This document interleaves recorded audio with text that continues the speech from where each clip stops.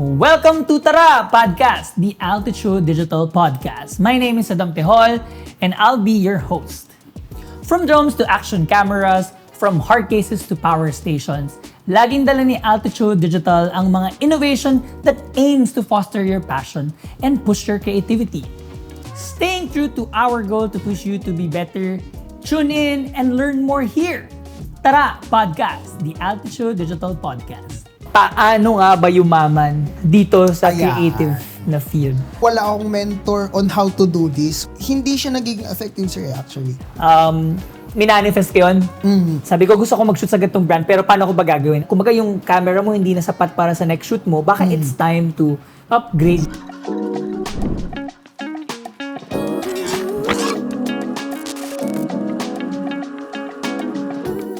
Yan. So, good afternoon. Hello po, sir. Welcome, Jong Medina. So, ito yung pinakaunang natin, no? Episode ng podcast. So, kamusta ka naman in general? Since ngayon, peak season na, magagamit ko lahat ng gears na meron sa Altitude Digital. This is the time na pupukan na talaga sa events. This is the season na, na parang everything is, people are getting busier again. People are mas naging haligaga. Okay, so syempre the creative industry, multimedia, photography, videography industry ka man, everyone is hustling hard. So ang dami kong nakikitang mga taong sige, pukpok, shoot, and nakakatuwa na after all these busy days, people deserve to upgrade. Yeah. Kasi ganun ako eh. So, sige, pukpok. Tapos afterwards, sige, feel the luxury of having your magwaldas ng pera. Yeah. Ganun. So, that's it, sir. Anong pinagkakaabalahan mo ngayon? Ngayon, I am currently a student. Yeah, okay. Kasi bago ko masabi yung sarili ko na completely na nag-freelance na ako, kailangan ko muna graduate. Yeah, kasi ngayon, I'm currently, before talaga, events, ngayon, and then suddenly shifting to the side of commercial, advertising, kasi masaya doon. Kasi sir, actually, pag nag-i-events ako, masaya. Yeah, masaya. The environment is masaya mag-event kasi passive siya. Kasi every time may event, every weekend, okay. Kaso nga lang, as time goes by, kapag nakikita yung sarili ko na, okay, napapagod na ako mag-event. Yeah. Kasi, ako yung tipo ng taong may gusto akong gawin na bagay, may gusto akong shot. Yung tipong gusto ko in-frame pa lang iluto na yung shot. Yeah, planado lahat. Yeah, planado lahat. Kasi kapag gagawin ko siya sa event, example, sa wedding, kailangan mo talagang bilisan lahat ng mga bagay. Yeah. Which is for me, I'm not that guy na kaya akong mag-excel sa ganun. Kasi parang gusto ko planado, may tamang timplaan ng ilaw, timplaan ng settings, pati yung kung anong camera ang gagamitin mo.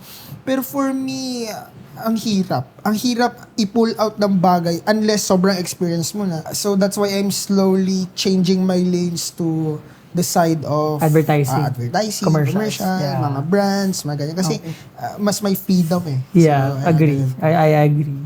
So, syempre, itong episode na to, ito yung laging, I think, na tanong nung nung mga nasa field na, lalo na yung let's focus on yung mga baguhan. Diba? Yeah. Paano nga ba yumaman dito sa creative na field? Paano natin peperahin yung, alam mo to, yung creativity? Kasi dati, fine arts graduate ka or multimedia, anong trabaho dyan? Yan ang question, diba? So parang ako, siguro ang question ko lang sa'yo would be, ikaw, in your experience, paano mo nagamit yung creativity into pera? Basically, wala akong mentor on how to do this. Wala talagang taong parang, ganito ang format mo, ganito ang step 1, step 2. So, it just turned out lang na it comes automatically. Una, kasi batang probinsya ako, lumayaw sa province. Doon, konti yung mga videographers, konti yung mga photographers. Kung sa Mitab lang buong Isabela, feel ko wala pa kami sa 150 na nagsushoot doon. So, to cut the long story short, marami kang clients for just one you. Okay, kung sa 150 na yon, mag-isa ka. Kumbaga in a month, you can tackle like half of the calendar, book ka. So, dun pa lang, passive na yon. Yun yung una. May income ako na nagsushoot ako. Kaso, repetitive. I want to step out of the game. And turned out na dito, okay, nandito ako sa Manila. Okay, dito may pera. Pakita lang sa short, dito may pera. Dito maraming clients. Varieties. Kumbaga, ito yung, pwede ka dito mag-BTS shoot. Di ba? Pwede ka mag-shoot ng for content. Tsaka dito nga lang sir nalaman na, may DOP pala, may director pala. Sabi ko, samantalang pag nandun ka sa probinsya, pag may hawak ang camera, ikaw na lahat eh. So parang, doon ko na, na dapat maalam ka sa mga bagay. Ayun yung step 2 na on how to earn is dapat marami ka ring alam. Example, marunong ka ring sumulat. Kasi kapag marunong ka sumulat, pwede mo siyang ilagay na writer. Okay, writer, kung magpapackage ka, writer and pre-production assist, something manager, parang gano'n. No? So, sulat mo yun, director. Yun yung natutunan ko siya na hindi mo siya dapat isahin lang. Okay. So, himayin mo siya kasi mas malaki. Tsaka mas malaki yung opportunity na pwede mong makuha. Sa akin, yung pagkikita sa photography or like in general, creativity is more, tama nga yung sinabi mo, hindi pwedeng one-dimensional, no? Dapat parang meron kang forte within that creativity. Kasi, to be honest, hindi mo akalain yung mga graphic designers, ang lalaki ng kinikita nila, di ba? Actually, malaki talaga ang pera sa creativity. It's just that, parang, for me, hindi ka pwedeng mag-stick doon sa current mo eh. Like, for example, mo nga kanina, yung parang nag-shoot ka ng wedding, tas nai-realize mo na, okay, hindi ko pala forte to. Lipat ako. Nung lumipat ka, yung jump na yun, I mean, kikita ka. That's diba? Work risking. Tama. So, naman. the end point here is find your right market. Dapat marami kang alam. And syempre be friendly. Yan, maging kasi connections. Everything ends with connections. Then, nirefer ka ni ganito, ganyan. Yan talaga. Everything ends with connections talaga. And dagdag na lang the icing on the cake is kilala ka or sikat ka online, social media. And lastly is your, syempre, attitude mo rin. Syempre, you should know how to, paano magtrato ng tao ng tama, kung paano magtrato ng client ng tama, and how to act professionally to the people. So, ayun. Yun yung key thoughts ko na based on my experience na how to turn it into business. I do agree naman kasi in general, yung creative field ngayon is technically booming siya. Kasi, imagine, dati, pag naghanap ka ng photographer or videographer or like, let's say, graphic designer, VFX artist, parang iilan lang. Ngayon, per company, lahat yan nag-i-invest na. Kaya parang, I do believe na tamang-tama na itong topic natin is, paano mo peperahan is that, to be honest, hindi na uubos ang kliyente dito sa atin. Kasi hindi lang naman tayo locally available. Merong internet.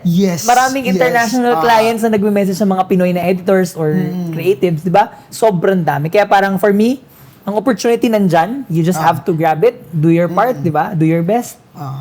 Pera ka. Alright, ngayon naman, siguro, ito naman, kung napag-usapan natin is about kumikita ng pera. Short background lang. Paano ka nagsimula dito sa creative industry? Siguro, you can start with, nung high school ka ba, nakakita ka ng ganyan. Paano mo natahak yung itong creative na industry? So first of all, actually elementary pa lang ako, tuwang-tuwa na ako mag-picture. So, mga DJ ka, sumasali ako ng mga photojournalism, ng mga contest na ganyan. Pero, alam mo yun, parang ang pangit. Walang feelings, walang art. Basta may maipasa lang. Then, first batch ng aming media arts, may special program di arts. Ang habol ko lang talaga dun, sir, is gusto kong matuto mag-animation. Yun lang talaga. Tinanong ko, sir, gusto ko pong matuto ng animation. So, ang nangyari, turned out na media arts. Yan, na-introduce ako sa photography, sa pag-video, documentary. Hanggang sa parang, ang pinakauna ko talaga natutunan siya is photography. And pagpo-photoshop. Kasi as early as 14 years old natutunan. At 12 years old natutunan ko mag-photoshop eh. So, yun talaga. Photography ang pinaka-first love ko at all. Then, turned out na nung sabi ko, pag photography, bitin ako eh. May kati ako na hindi ko makamot yung kati ko. So, third as again, let's try videography. Let's try it. So, I tried the videography. Then, the videography is, okay, sige, natuto na ako ng videography. Then, nung nag-pandemic, pinagsabay ko siya. And sabi ko, ayun, nagkaroon ako ng girlfriend. Si Jaira, girlfriend ko. Siya na, sige, paubayan ko na yung photo sa'yo. Then, ako sa video. So, ayun. Then, yung niche ko naman, sa ngayon, malaro pa ako eh. Like, kung ano yung pupuntahan ko. Pero, ang isa sa pinaka-accidental niche ko na napunta ako is the shooting ng pageantry. And dun ko nagamit yung, sa sobrang hilig ko mag-shoot ng travel videos, napunta ako sa side ng pageantry na at the smallest back of my mind ay hindi ko alam na papasukin ko, pero dun ako napunta. Yeah. Kasi nanalo na ako ng isang tourism video contest 2019, isang tourism video contest dalawa ng 2021, isa ngayong 2023. So, lahat yun pageant and tuloy-tuloy siya. So, hindi ko siya niche, pero doon ako napunta. Hindi ko siya gusto, pero doon ako napunta. Okay. Parang doon ko siya nahanap na, okay, sige nga, ituloy-tuloy ko nga to. And, ayun, pumasok na ako, inunti-unti ko na mag-shoot ng mga mga short videos, promotionals, small commercials, ganyan. And yun, malayo pa pero malayo na. Yan, mga paboritong paboritong phrase, quote yan ng malayo pa pero malayo na. Actually, noong pandemic, naalala ko, nakilala ka sa YouTube mo na napakaingay na personality and all, no? Pero ang tanong doon is that, bakit ka nag-focus on the professional side at bakit hindi ka masyadong nag-focus doon sa pag-vlog? Okay, sariling sir na yeah, I mean, okay. Personal mo, parang bakit? Hindi siya nagiging effective, sir, actually. Okay. Though merong konti, may mga nakakapanood, pero napapansin ko habang tumatanda ako, nagkikringe ako. Nagkikringe ako na, nakakainis. Ginawa ko to. Sabi ko, pag nakita ko yung sarili ko na ganito, kukunyotan ko talaga yung sarili ko. So, yun nga, hanggang sa I can see the light na, okay, the brands are, na parang, okay, may mga nakikita ako na, may mga brands na lumalapit sa kanila. Like, before, sabi ko, naiingit ako. Then, ito na. This is it. One time, need ko ng drone, and nasa Isabela ako, for the next 4 days, may travel kami na malaking project na sa akin. And wala akong drone. So, yan, tumawag ko kay Sir Saddam. Sabi ko, sir, magkano Mavic 3, sir? Sabi ko, chat ako, Mavic 3, ganyan. Bibigyan kita ng presyo, secret price. Sabi ni Sir Saddam, sabi ko, anong secret price to? Na biglang, doon nasa isip ko, anong secret price to? Then, sabi ko, sige, bibilin ko itong Mavic 3. 3 months kong pag-iipunan, sabi ko. As in, wala akong ititira sa, pag-iipunan ko talaga to 3 buwan. Kana pa ako credit card, ganyan. Then, right on that day, lumuwas ako ng Manila. Yeah. Pumunta ako dito mismo sa Altitude Digital. Binigyan ako ng special price ni Sir Saddam. Then, binigyan niya ako ng Star TRC. Yes. Yung hard case.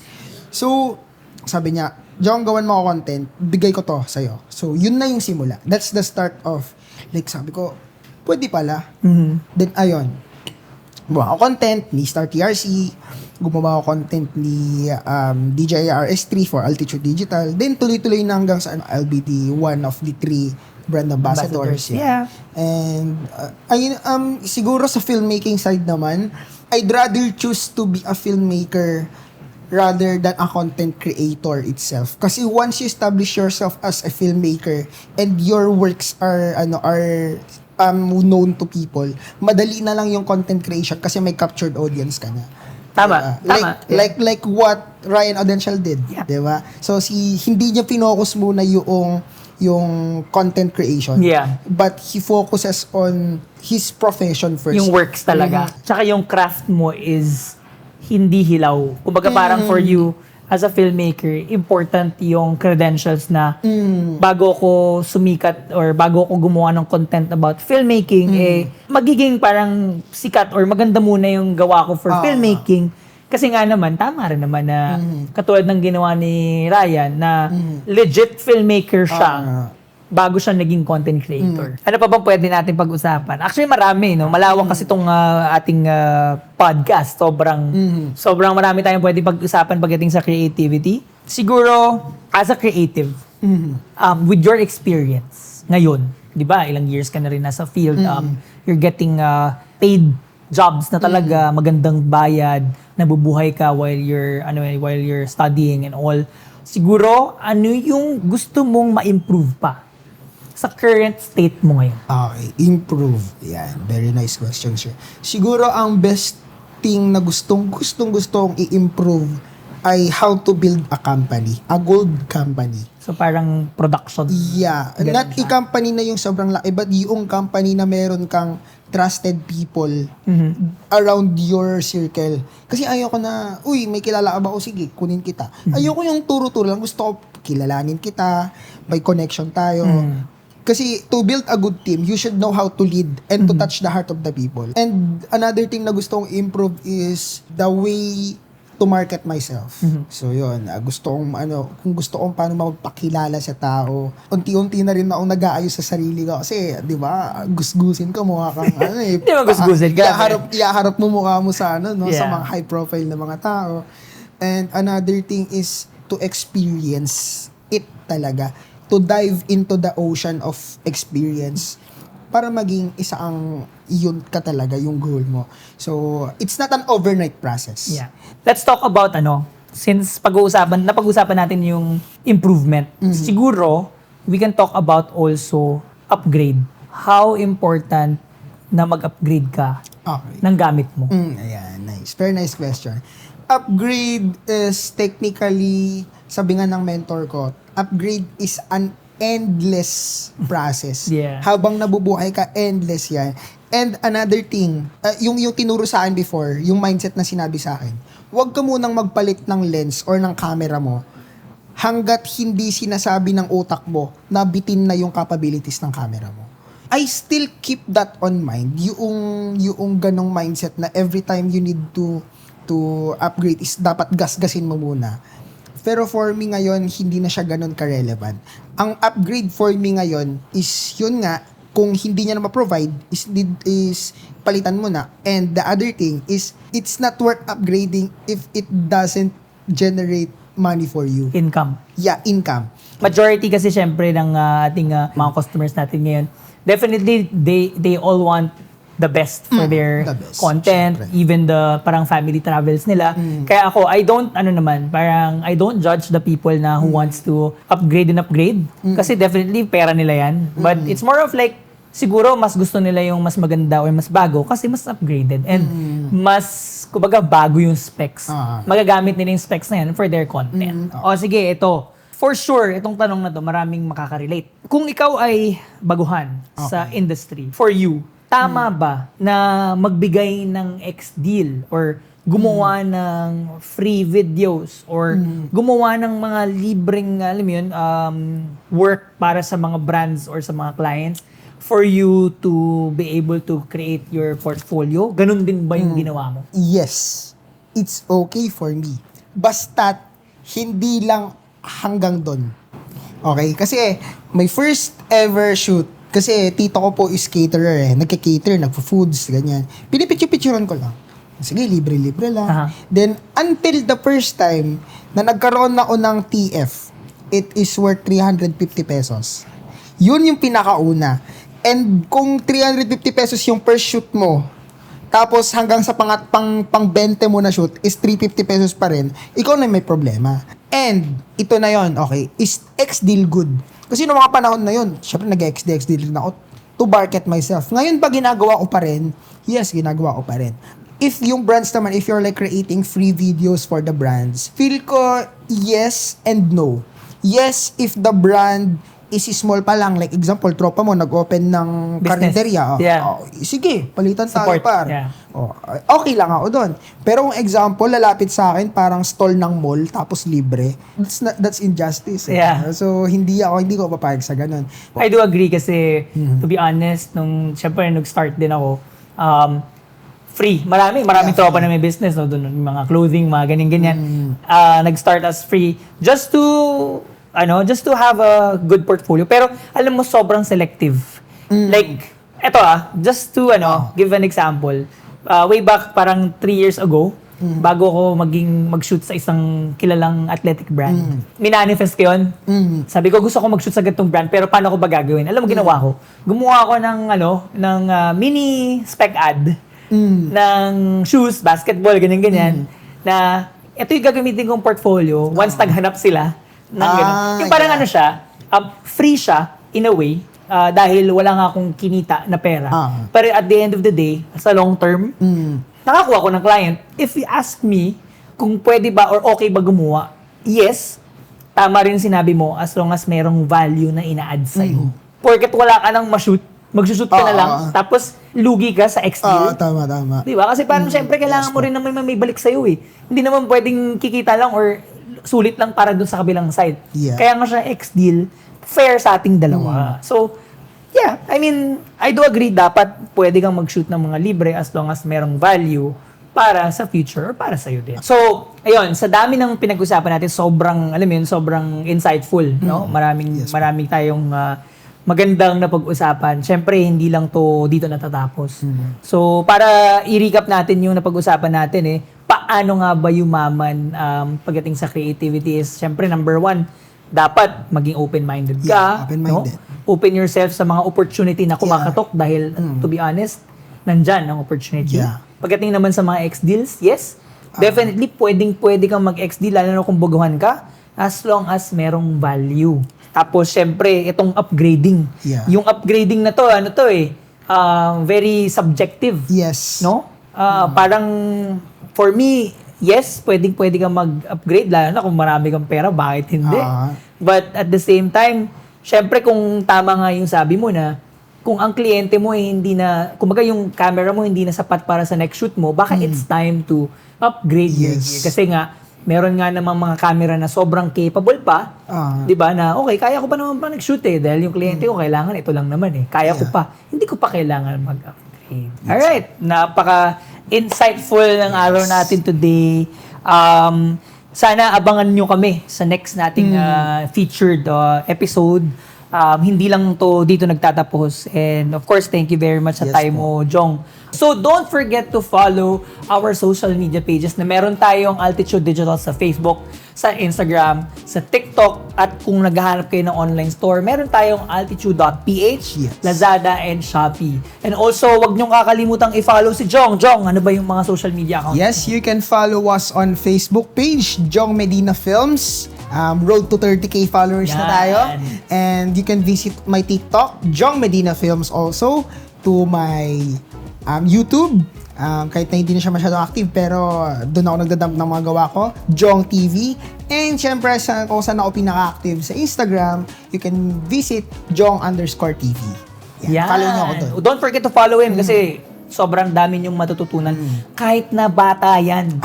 Kahit na bata yan, marami siyang follower na mas matatanda sa kanya na willing matuto. Dahil lahat naman sa creativity is dapat open tayong matuto. Thank you to everyone. Don't forget to subscribe. And we will see you on our next episode. Tara! Podcast! The Altitude Digital Podcast. Wow. Bye!